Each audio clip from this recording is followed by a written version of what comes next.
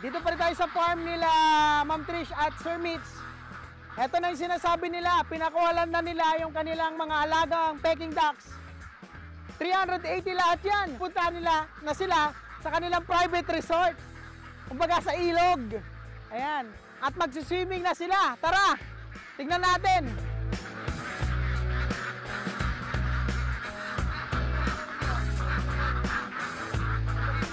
Doon sila mas nagme-mate. Oo nga, no? Ah! Okay. Mas gusto nila.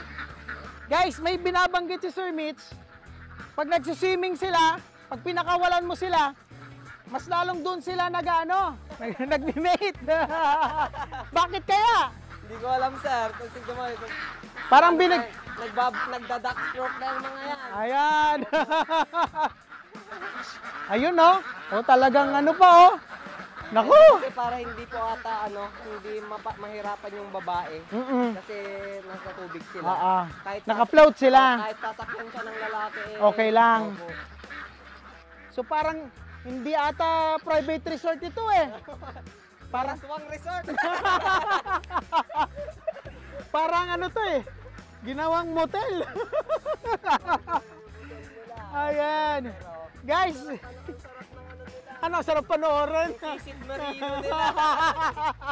Guys, parang pansin nila Sir Mitch, dito raw nagme-mate yung mga alaga nila pag pinapakawalan. Siguro nagkakayahan sila dun sa kanilang kulungan. Katapos nilang mag-mate, visit Marino na sila. Masaya yung lalaki. Pansinin mo, sir. Ayan, no? Iikot siya. Nagdaing to boyfriend ko. Oo nga, no? Ayun, no, kanya-kanya na silang ano. So parang ano yan, tao din, no? Parang binigyan mo sila ng kalayaan na gawin yung gusto nilang gawin. Matakaw pa sila sa damo niyan, sir. Pag minsan ito. Kinakain nila pati damo. Nice. Ayan, no? Parang pang-Olympic. Duckstroke, oh. Oo, mahali. Papakitang gilas sila. Papakitang gilas sila. Hindi mo pa nga ng video ganyan dito. Gandang tignan, no?